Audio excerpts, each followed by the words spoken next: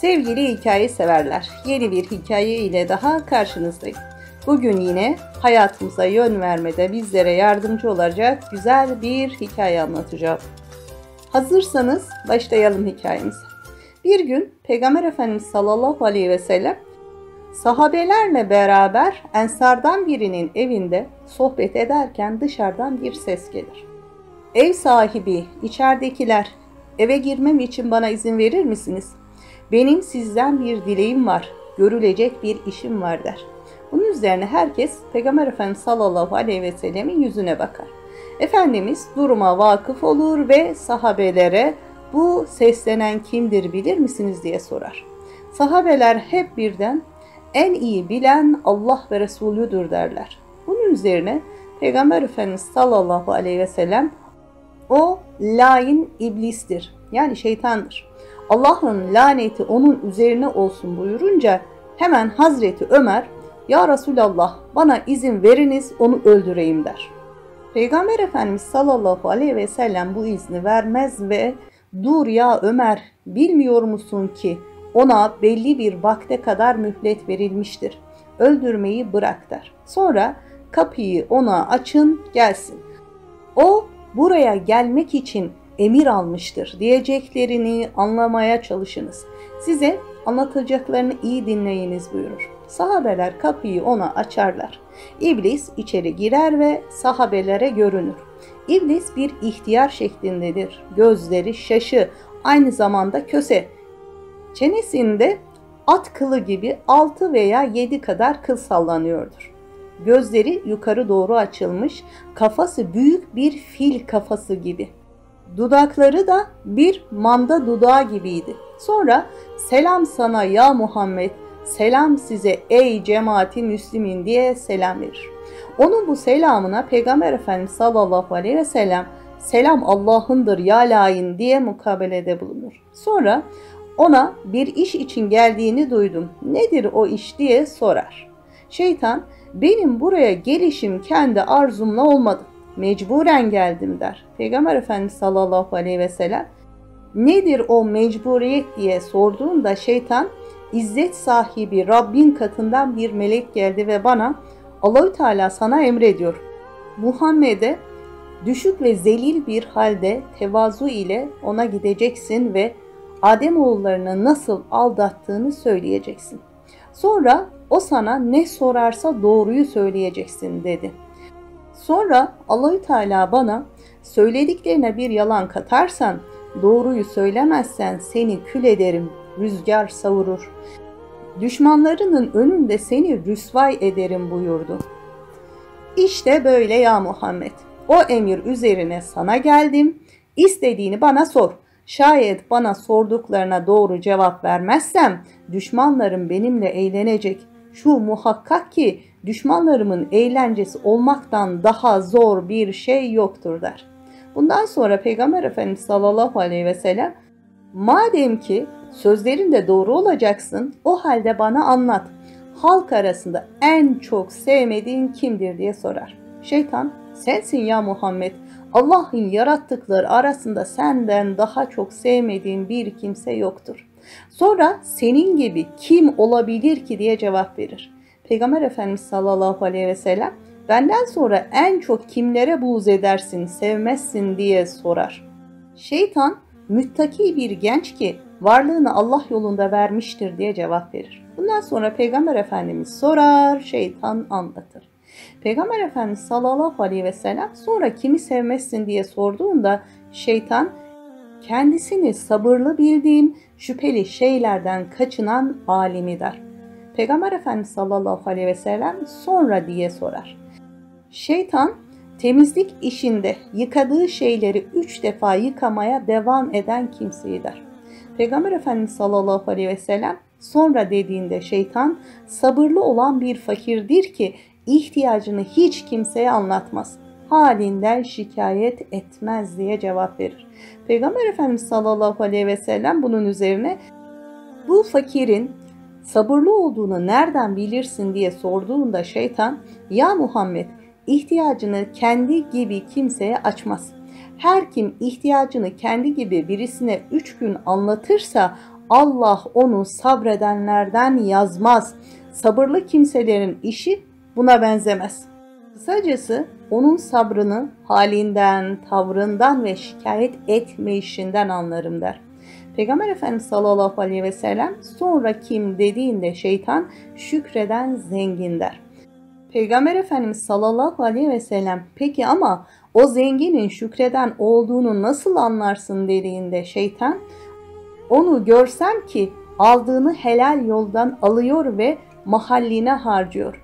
Bilirim ki şükreden bir zengindir der. Peygamber Efendimiz sallallahu aleyhi ve sellem bu sefer konuyu değiştirir ve peki ümmetim namaza kalkınca senin halin nice olur dediğinde şeytan ya Muhammed beni bir sıtma tutar titrerim der.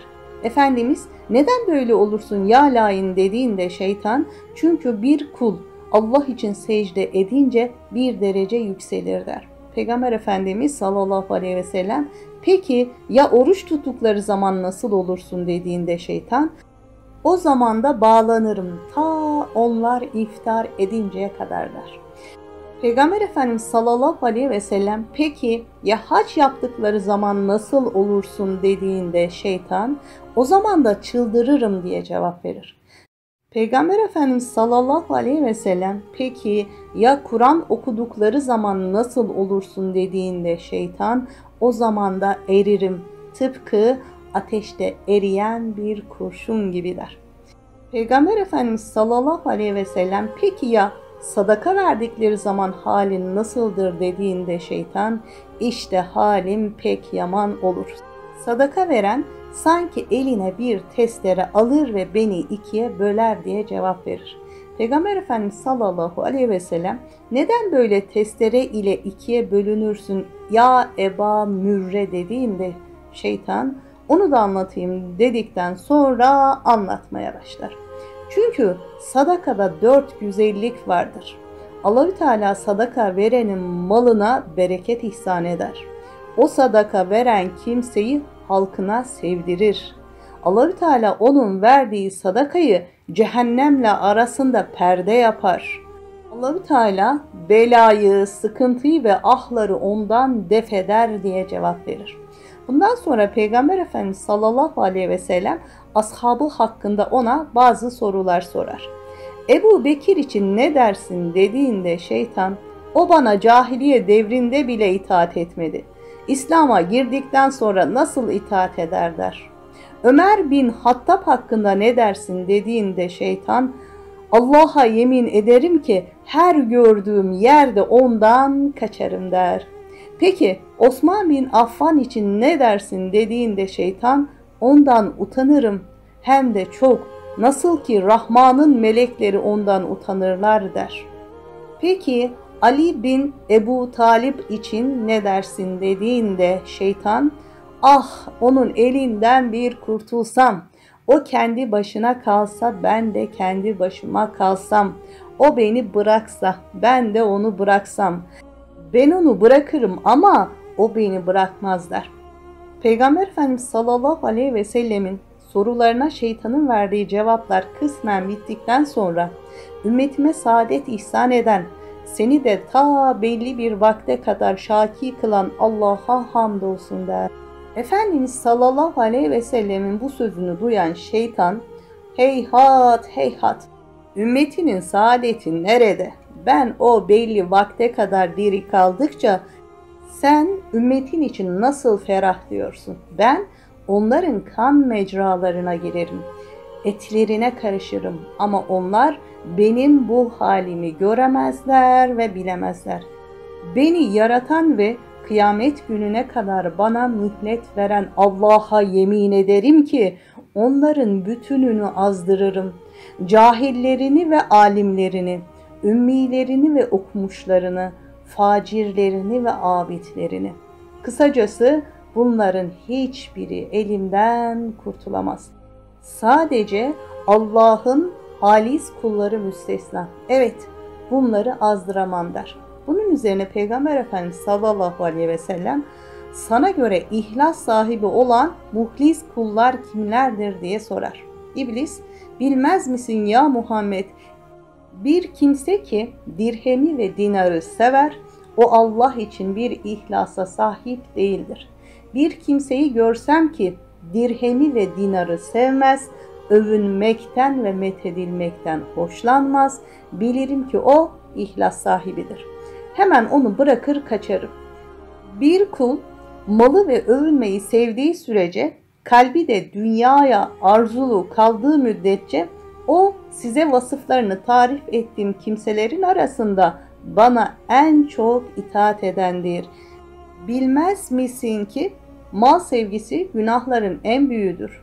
Bilmez misin ki ya Muhammed baş olma sevgisi büyük günahların en büyükleri arasındadır. Ya Muhammed bilmez misin ki benim 70.000 tane çocuğum var. Bunların her birini bir başka yere tayin etmişimdir. Sonra her çocuğumla birlikte 70.000 tane şeytan vardır. Onlardan bir kısmını ulemaya gönderdim. Bir kısmını gençlere yolladım. Bir kısmını da ihtiyarlara saldım. Bir kısmını da kadınlara musallat ettim. Gençlere gelince aramızda hiçbir anlaşmazlık yoktur. Onlarla gayet iyi geçiniriz. Çocuklara gelince onlar da bizimkilerle istedikleri gibi oynarlar. Bizimkilerin bir kısmını da abidlerin başına dert ederim. Bir kısmını da zahitlerin. Onlar bunların yanına girer, halden hale sokarlar. Bir tepeden öbürüne hep dolaşıp dururlar. Öyle bir hal alırlar ki başlar sebeplerden herhangi birine sövmeye. Böylece onlardan ihlası alırım. Onlar bu halleriyle yaptıkları ibadeti ihlassız yaparlar. Ama bu hallerinin farkına varamazlar der. İblis bundan sonra bazı kötü huylar üzerinde durur ve onlardan nasıl istifade ettiğini anlatır. Bilmez misin ya Muhammed, yalan bendendir ve ilk yalan söyleyen de benim. Her kim yalan söylese o benim dostumdur. Her kim yalan yere yemin etse o da benim sevgilimdir. Bilmez misin ya Muhammed, ben Adem ve Havva'ya yalan yere Allah adına yemin ettim. Muhakkak ki ben nasihat ediyorum dedim. Bunu yaparım çünkü yalan yere yemin gönlümün eğlencesidir. Gıybet ve kovuculuğa gelince onlar benim meyvelerim ve şenliğimdir. Ya Muhammed, namazı an be an tehir edene gelince onu da anlatayım. O ne zaman namaza kalkmak ister ona vesvese veririm. Derim ki henüz vakit var. Sen de meşgulsün. Hele şimdilik işine bak. Sonra kılarsın. Böylece o vaktinin dışında namazını kılar. Bu sebepten onun kıldığı namaz yüzüne atılır. Şayet o kimse beni mağlup ederse ona insan şeytanlardan birini yollarım. Böylece onu vaktinde namaz kılmaktan alıkor. O bundan da beni mağlup ederse bu sefer onun hesabını namazda görmeye bakarım. O namazın içindeyken sağa bak, sola bak derim. O da bakar. O ki böyle yapar, yüzünü okşar, alnından öperim. Bundan sonra ona sen ebedi yaramaz bir iş yaptın diyerek onun huzurunu bozarım. Sen de bilirsin ki ya Muhammed, her kim namazda sağa sola çokça bakarsa Allah onun namazını kabul etmez, yüzüne atar. Bunda da mağlup olursam yalnız başına namaz kıldığı zaman yanına giderim. Ona çabuk çabuk kılmasını emrederim. O da başlar çabuk çabuk kılmaya. Tıpkı horozun gagasıyla yerden bir şeyler topladığı gibi. Bu işi ona yaptırmada da başarısız olursam bu sefer cemaatle namaz kılarken yanına varırım. Orada onun başına bir gem takarım. Başını imamdan önce secdeden ve rükudan kaldırırım.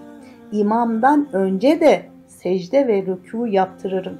İşte o böyle yaptığı için kıyamet günü Allah onun başını eşek başına çevirir. O kimse bunda da beni yenerse bu defa ona namazda parmaklarını çıtlatmasını emrederim. Böylece o beni tesbih edenlerden olur. Ama bu işi ona namaz içinde yaptıramazsam, bunda da mağlup olursam bu sefer ona tekrar giderim. Namazdayken burnuna üflerim, o da esnemeye başlar. Şayet o bu esneme sırasında elini ağzına kapatmazsa onun içine küçük bir şeytan girer. Dünya hırsını ve dünyaya bağlılığını çoğaltır. İşte bundan sonra o kimse hep bize itaat eder. Sözümüzü dinler, dediklerimizi yapar. Şeytan bundan sonra konuşmasına şöyle devam eder. Sen ümmetinin hangi saadetinden ferah duyasın ki? Ben onlara ne tuzaklar kurarım. Miskinlerine, çaresizlerine, zavallılarına giderim. Namazı bırakmalarını emrederim ve onlara derim ki namaz size göre değil. O afiyet ihsan ettiği ve bolluk verdiği kimseler içindir. Sonra hastalara giderim. Namaz kılmayı bırak derim. Çünkü Allah-u Teala hastalara zorluk yok buyurdu. Ona iyi olduğun zaman çokça kılarsın derim. O böylece namazını bırakır. Hatta küfre de girebilir. Şayet o hastalığında namazını terk ederek ölüp giderse Allah'ın huzuruna vardığında Allah-u Teala'yı öfkeli bulur. Ya Muhammed, eğer sözlerime yalan kattımsa beni akrep soksun. Sonra eğer yalan varsa Allah'tan dile beni kül eylesin diyerek konuşmasını bitirir. Evet sevgili gönül dostları, bu konuşmanın üzerine çok fazla söylenecek bir söz yok. Rabbim şeytanın kurduğu tuzakları fark edip şeytanın sevmediği insanlardan olmayı nasip etsin. Videomu beğendiyseniz like butonuna basmayı, beni desteklemek için abone olmayı, yeni videolardan haberdar olmak için bildirim butonunu açmayı unutmayalım. Hoşça kalın, dostça kalın, gerçek dostla kalın.